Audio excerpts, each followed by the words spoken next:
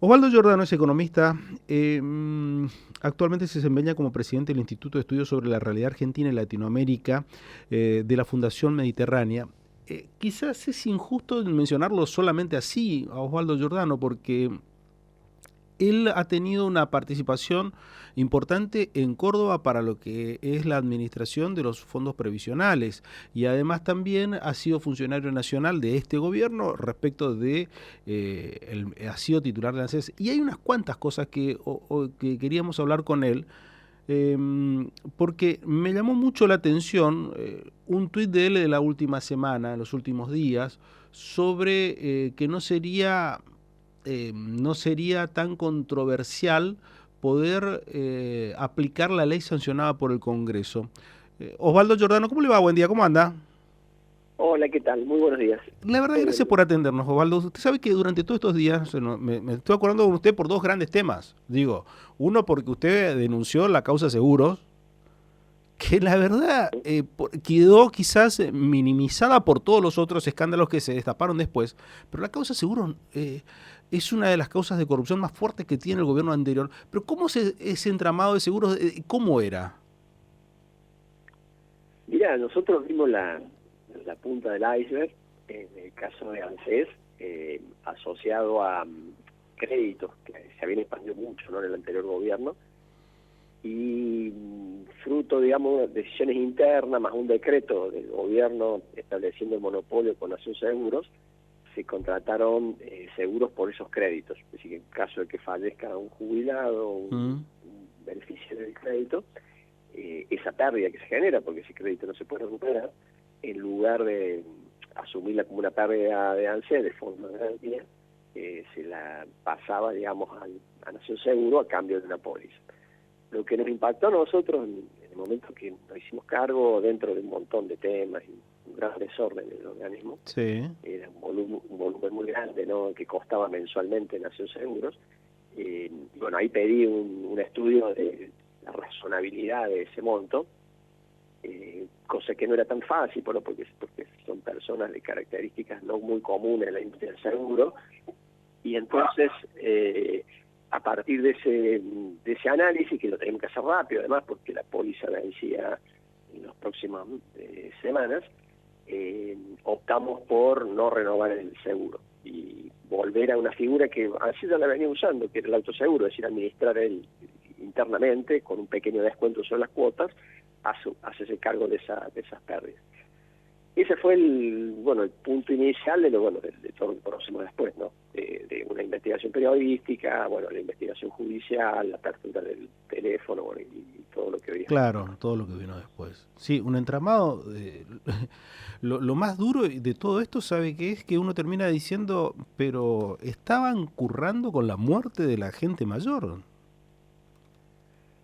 Bueno, el número a nosotros fue lo que nos gatilló todo, ¿no? El monto que ANSES erogaba para pagar ese seguro fue la luz de alarma. Y a partir de ahí, evaluar si eso era razonable o no. Digamos, bueno, en ANSES, bueno, todos los números son grandes, ¿no?, por el tamaño, pero llamaba la atención, y por eso hicimos un análisis rápido, porque además teníamos muy poco tiempo, muy poca información, muchos problemas, no solo que había que tomar decisiones, y bueno, optamos por esto de la alternativa del autoseguro, que nuestros cálculos daban que se podía ahorrar un 40% respecto a lo que costaba Nación Seguros.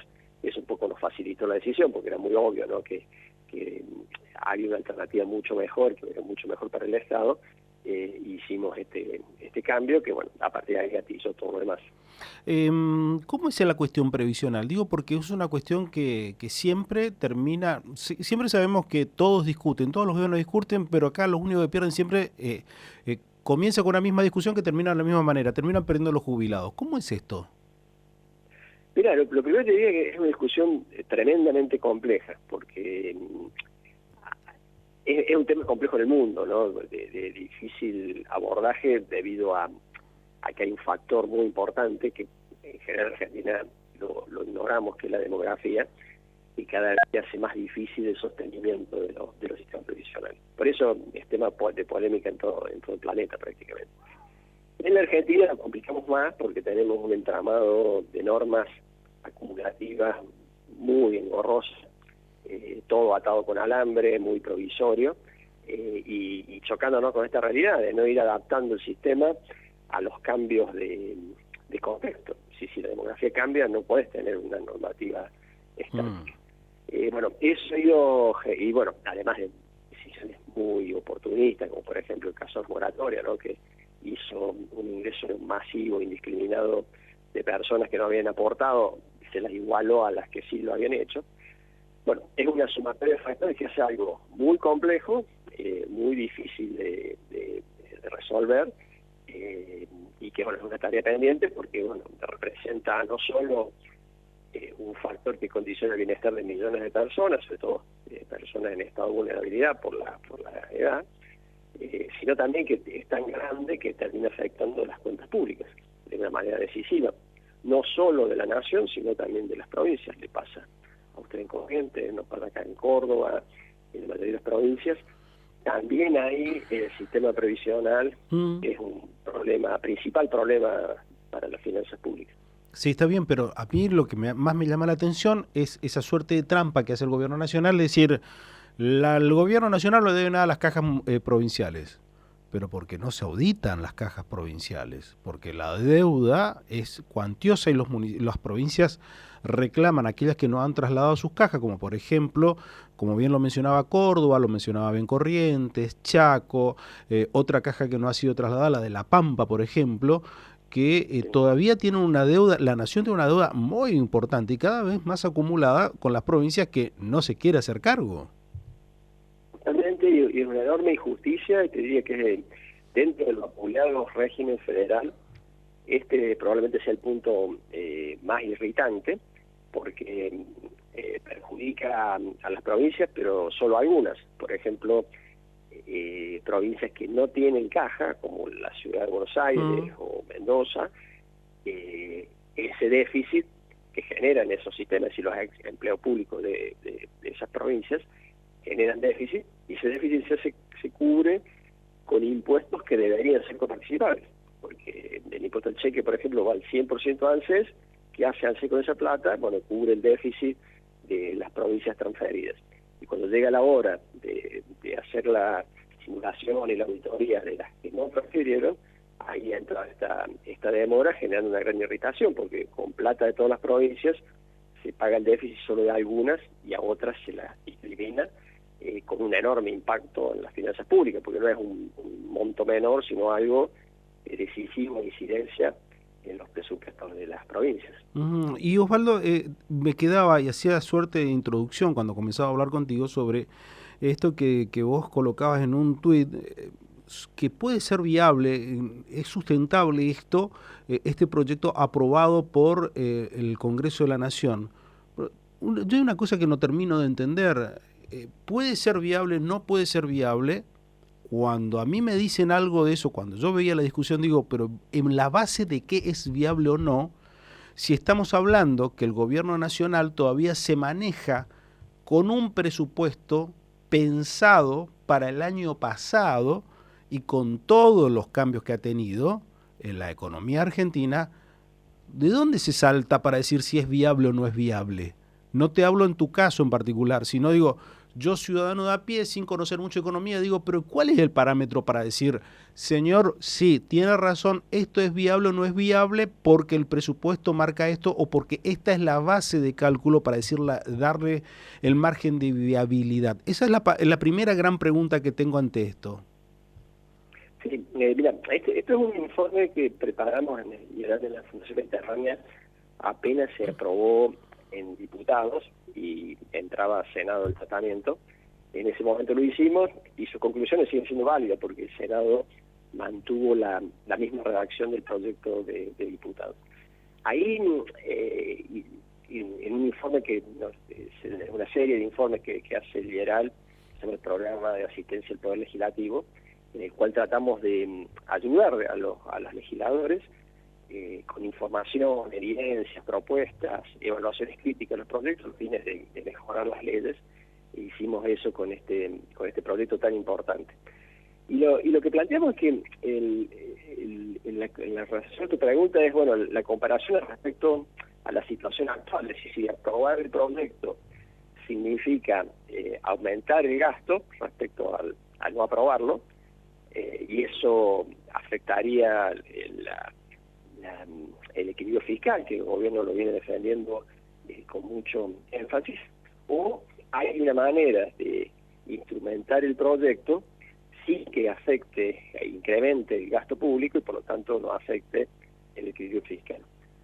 Y esa es la pregunta que nos hacemos, y la respuesta es que hay maneras de hacerlo sin aumentar el gasto público, básicamente porque el gasto actual hay un 86% que es haber puro, es decir, que fija las normas y que se actualice de acuerdo a la movilidad, y hay 14%, es decir, de cada 100, 14 pesos, que lo fija discrecionalmente el gobierno a través de un decreto, que es el famoso bono del 70.000 pesos que cobran los haberes más bajos. Entonces, lo que nosotros planteamos es que efectivamente la ley implica aumento, porque implica, por ejemplo, un aumento del 7,2 a todos los jubilados para hacer un mejor empalme de la vieja fórmula con la nueva, pero ese aumento podría ser compensado con un mejor diseño de este bono de 70.000 pesos. Hoy 70.000 pesos lo cobran todos de manera bastante indiscriminada, los más bajos haberes. Se podría seleccionar mejores a quienes lo cobran, por ejemplo, viendo si no tiene otro ingreso, si tiene bienes que le generan otros ingresos, ser más selectivo en la selección y con ese ahorro compensar el aumento que prevé la ley. De esa manera no haría falta un veto, y además, bueno, tiene la enorme ventaja de que resuelve un problema que hoy tenemos, que es que la movilidad está regulada por un DNU, lo cual es muy precario desde el punto de vista jurídico, Claro. Y a través de la ley, bueno, se resolvería un problema. Es decir, creo que la ley, lejos de ser una dificultad, es un camino de solución si se instrumenta por alguna vía parecida a la que nosotros estamos planteando, que es compensar los aumentos de costo que genera, mejorando el diseño del bono. ¿El verdadero sinceramiento de la economía viene a través del presupuesto que se tiene que presentar en septiembre? Por supuesto, después viene todo en un orden más general. Hoy estamos en una situación totalmente precaria en ese sentido, como bien vos señalabas, está el presupuesto del 2023 prorrogado, con los niveles de inflación actual, es todo totalmente alejado de la realidad, en un contexto de estabilidad, digamos, de baja de inflación, se podrán discutir algo más realista, pero a partir del año que viene, hasta este año yo creo que ya habrá que manejarse con esto. Sí. Uno mira y eso, y la verdad que se termina de plantear, ¿no? ¿Qué es lo que se espera de la economía? Porque será otro punto de quiebra a partir de ahí, digo, del gobierno de Milei, que puede ser a favor o en contra, pero en realidad ahí sabremos más o menos qué es lo que delinea o qué es lo que pretende para la economía argentina, más allá de esos parámetros que ha brindado hasta ahora, ya, pero en términos concretos, digo, en números concretos, ¿no? Sí, yo creo que el gobierno ha hecho un logro muy importante, un quiebre en la historia de la Argentina, que es cuentas públicas con superávit. Nosotros tenemos más de medio siglo donde sistemáticamente el Estado gastaba más de los ingresos que tenía, y eso se revirtió de golpe a partir de enero. Ese es un logro extremadamente importante, que es un cambio de paradigma, ¿no?, para la Argentina. El tema, bueno, cómo se sostiene en el tiempo, porque se ha hecho de una manera urgente, improvisada, con lo que había en ese momento. El presupuesto es una oportunidad para darle una base de sustentación más sólida, y que esto no se vuelva algo transitorio, sino algo permanente.